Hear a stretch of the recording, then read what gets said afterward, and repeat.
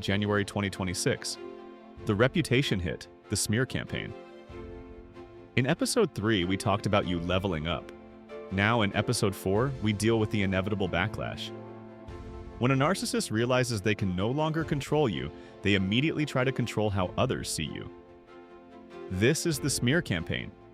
This script validates the intense isolation viewers feel when family and friends turn against them based on lies. Video packaging. Title: When the Narcissist Loses Control. The Smear Campaign. Alternative: high score, Flying Monkeys, Why Your Family Believes Their Lies. Thumbnail concept: The Whisper. Background: dark gray. Foreground: the narcissist, blurry, whispering into the ear of a flying monkey, friend, relative, who looks shocked. Right side: you walking away, unbothered, wearing headphones. Text: let them lie. Est: time: 10 minutes. 0 o'clock, 1:30, the hook, the narrative shift. Visual B-roll of a phone lighting up with notifications, people whispering in a group, then sudden silence when you walk in. Cut to host. You did it. You set the boundary. You started improving your life. You stopped reacting to their drama. You thought, finally, I am free.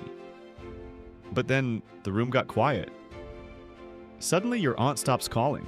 Your old friends are acting weird. You hear rumors that you are the one who is unstable, crazy, or abusive. Welcome to the smear campaign. Here is the red pill truth. The smear campaign is not about truth. It is about damage control. The moment the narcissist loses control over you, they must control the narrative about you.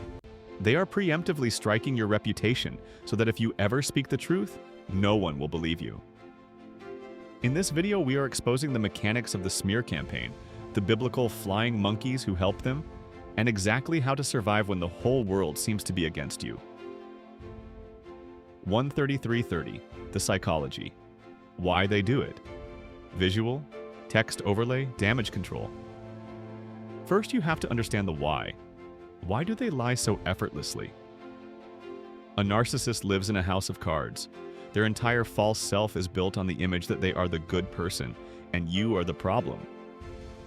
When you walk away or get healthy, you threaten that image. If you are happy and successful without them, it proves they were the problem all along.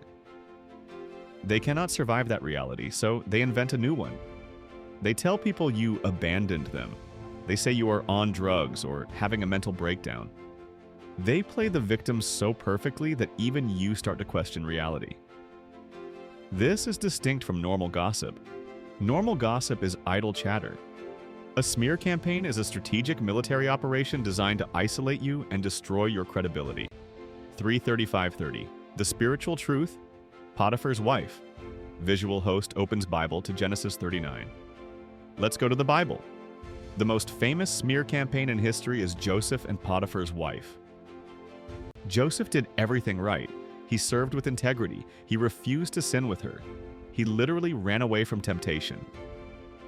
And what did she do? She grabbed his coat, screamed rape, and used the evidence of his integrity, his coat, to frame him. Genesis 39 says she kept his cloak beside her until his master came home, and then told him the lie. She smeared him because he rejected her control. She turned his righteousness into a weapon against him. And guess what? It worked. Joseph went to prison. Sometimes you will be punished for doing the right thing. The smear campaign is often the tax you pay for your integrity.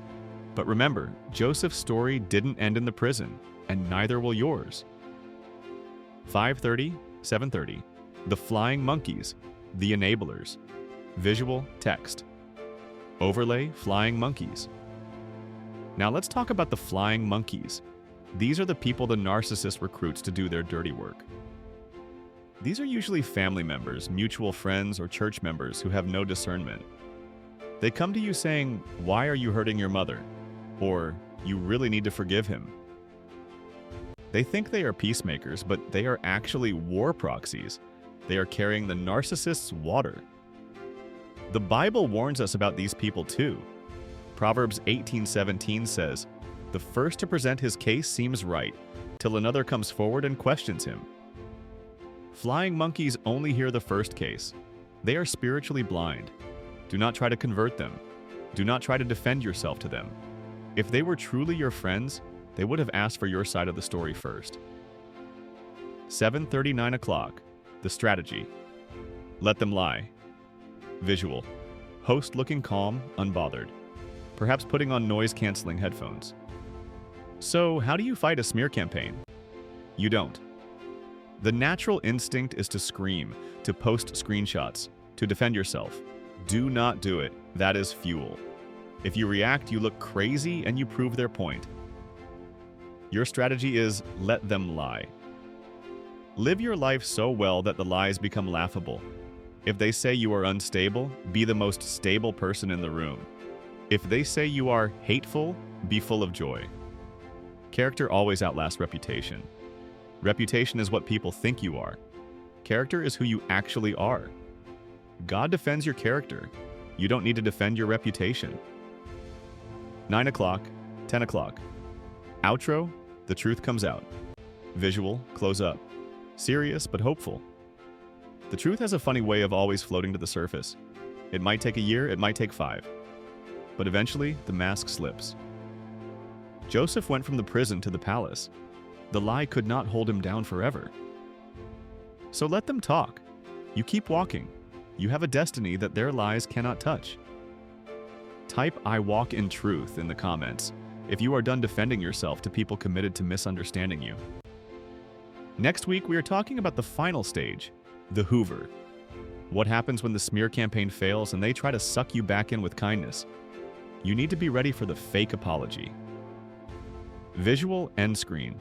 Linking to episode 3 and a subscribe button.